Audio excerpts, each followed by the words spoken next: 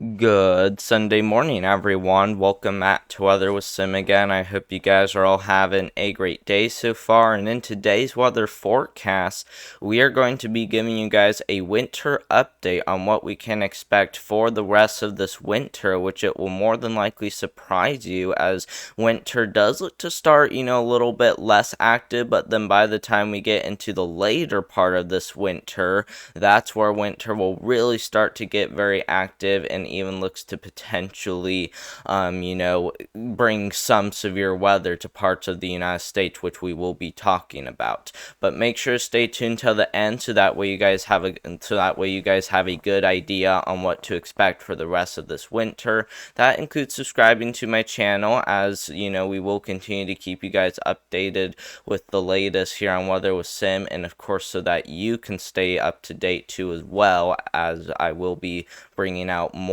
updates on this winter. Also, don't forget to leave a thumbs up as well. Those help out more than you know. And of course, leave any questions, comments, or concerns that you guys have down below. Feel free to ask any questions about this winter down below, and I will get to those right after today's weather forecast. But let's first go ahead and give you guys an update on the La Nina probabilities. Now, my camera may be blocking a little bit, but that's okay. What we're mainly focusing on is, right here towards December, January, and February, which we are, currently having about a 70% chance of seeing a La Nina, this December, January, and as we head into February. So we will be watching it very closely. Doesn't really look like we're going to be anything near a strong La Nina, but I definitely would not be surprised if those water temperatures get near the moderate La Nina stage, which is about a degree Celsius or less. So we will be watching it very closely, especially as we get into the middle of winter. La Nina could die down before we get into spring, because as you can see right there, March, April, and May, we could see more of that neutral phase develop, and that neutral phase could continue, and then the chances of an El Nino may be ramping up again, but obviously take that with a grain of salt, as that is still months out. And then for where those water temperatures are at, like I said, they are getting pretty close to that 1 degree Celsius mark, which indicates about a degree Celsius below average for those water temperatures in the central and eastern Pacific. And so we are getting right on the edge of a moderate La Nina. The only thing that needs to happen is that those water temperatures, as you can see, need to organize a lot more before this is really considered a moderate La Nina. As you guys can see, there's a lot of below average temperatures, but a lot of that area needs to organize a little bit more, and organizing is also key in La Nina, which for how those below average temperatures are shaped also determines our weather patterns sometimes. So that's one of the reasons why we aren't super confirming a moderate or weak La Nina right now. But as these do organize more, then we will definitely be watching it closely, as our weather pattern could definitely be changing a lot. Now let's start by giving you guys an update on this winter, starting off with the month of December, and this is with your temperatures.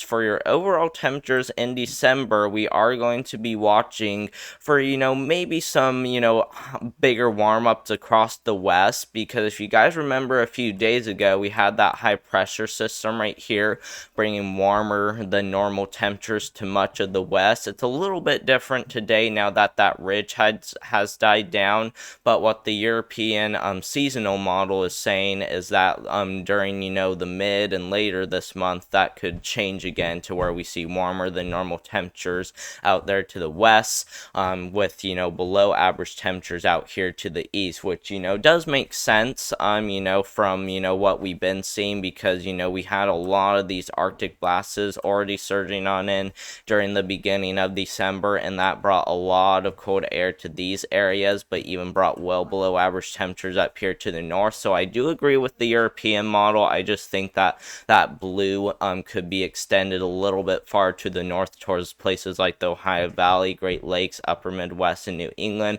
Otherwise, I do think this is about how the rest of December will play out. So, we'll definitely continue to keep an eye on it closely. And then for your precipitation during the month of December, we are going to be watching, a few areas for above average. The European model does agree on that parts there of the deep south will experience some, heavier rains this December, as we will have a lot of Gulf of Mexico moisture trying to surge in at times, which is kind of what we're, seeing during the next few days, where flooding will also be ongoing down here. So make sure to keep that in mind during the next few days. But it does show much of the United States being drier than normal, which I don't really agree with. We actually been quite well above average, especially, across New England. Those areas have experienced well above average snowfall lately. And of course, you guys out there in the Cascades and Rocky Mountains, you guys have also been experiencing a lot of snowfall too as well. And you guys are, getting ready to start to ramp right back up again, for, to see snowfall this December. So, like I said, I'm not really agreeing with this, but like I said, though, I do think, the Northwest, and Ohio Valley up there towards the northeast, so pretty much these two areas that I'm circling will likely see above average precipitation as we head throughout the rest of December. And then as, we get towards Christmas, I also want to, tell you guys, one more thing about what to expect for this December, and this is your chance of seeing a white Christmas. Now, this is something to keep in mind, especially if you got Christmas plans in play. Now, this obviously isn't going to be exact. This is also more of my opinion, but this is just, on, a lot of information from the models and a lot of, other things too as well that goes into this, including historical data. So, like I said, this obviously isn't going to be exact, but this definitely will give you a good idea on if you're going to see a white Christmas. And, places like the Northern Rocky Mountains and Northern Plains, you guys are likely to see a white Christmas, as you guys, usually experience numerous snowstorms throughout the winter. So I do think you guys up there in the Rocky Mountains and Northern Plains, and, even you guys in the Cascades and Northern Sierra Nevadas will get, some pretty good snowfall as we get into Christmas. You guys a little bit far down to the south, places like, Northern Nevada, Utah, Colorado, into Northern Kansas, Southern Nebraska, into Northern Missouri, pretty good portion there of Iowa, and as well as the Great Lakes region will have a pretty good chance of seeing snowfall too as well. I don't think, there's a guarantee that we'll see a Christmas this winter, just because, we kind of have been getting, some small breaks in between, but I definitely do think there is going to be that potential for a white Christmas across those areas. And then areas a little bit far down to the south, your chances does get lower in this blue car, which heads from the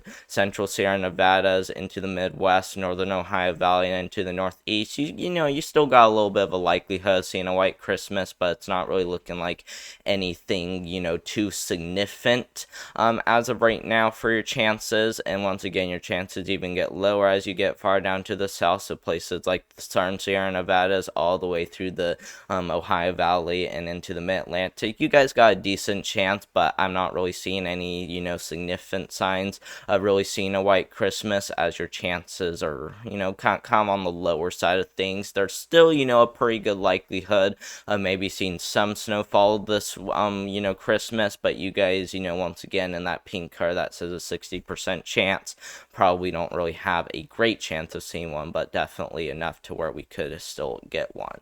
And then you guys a little bit far down to the south got a 50-50 chance, so it's, it's kind of going to be all over the place on if we'll see a white Christmas or not, but it's definitely going to be possible, so we're keeping an eye on it.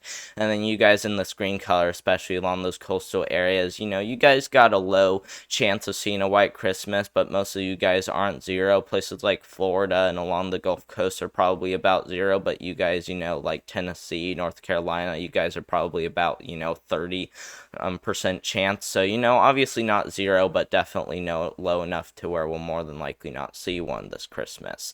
Now, let's finish talking about the rest of this winter, and let's move on to January now. And as you guys can see, for January, we are going to be tracking a lot of cold air potential around, especially across the northern United States. Even you guys, in the southern United States, I do think you guys might start to see some, bigger warm-ups due to, that jet stream being far to the north, which will allow for that Gulf of Mexico moisture to surge on in. At least that's what this model thinks. From what I'm seeing, I do think that there will be times where we see some massive polar vortexes move on through, and I do think that is a possibility, as even a lot of other winter forecasts are pointing out a possible polar vortex as we get into later January and into early February. So we will be watching for that very closely, but overall I do think the southern United States could see those warmer than normal conditions, but I do think much of the north will be at risk for those below average temperatures, so we will continue to watch it closely. And then for your precipitation in January, we are expecting things to get quite active, and with the precipitation we are going to start to see more in the way of precipitation, especially as this La Nina jet stream starts to ramp up. So places like the Northwest, back over there into the Great Lakes, Ohio Valley, Mid-Atlantic, and maybe even areas as far down south as the Deep South could really be seeing a ramp up in precipitation as we get into January. So like I said, it is something to really keep an eye on closely, especially as we are getting very close to a La Nina. It's obviously not a guarantee though that we're going to see those La Nina conditions in January, as chances are pretty decent like I said, but it's pretty much to the point where it's still a little iffy on if we'll see one. But if we do, like I said, a lot of you guys will likely see a huge ramp up in precipitation.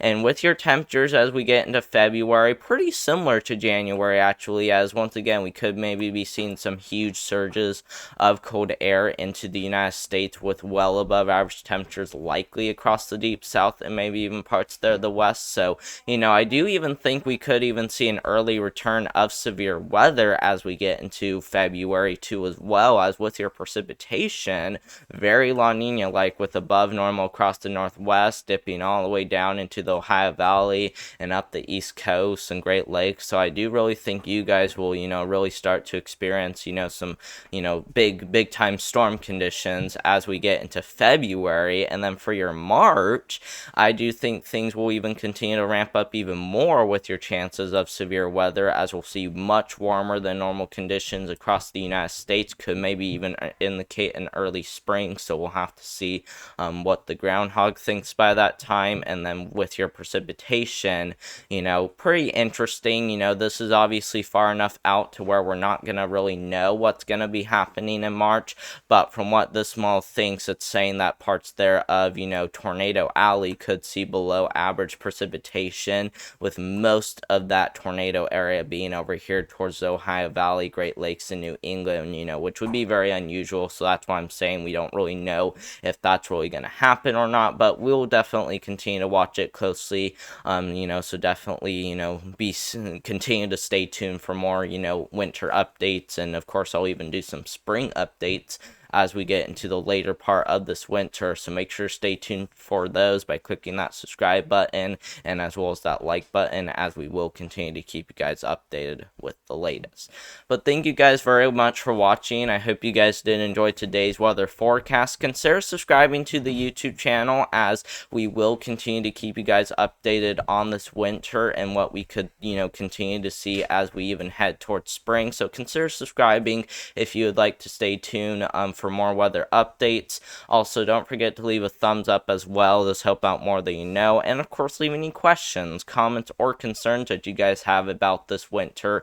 Feel free to even ask about the spring, as it does really look to be very interesting. And once again, I will get to those right after today's weather forecast. I also hope you guys all have a great rest of your weekend, and even a great rest of next week. And of course, even stay safe from that storm that's going to be ongoing across the Ohio Valley and deep south too as well. So make sure to stay safe. And like I said, I hope you guys all have a great rest of your weekend, and we will see you in the next one. Goodbye, everyone. Thank you so much for watching, and I hope you guys all have a great weekend, and goodbye. Ooh.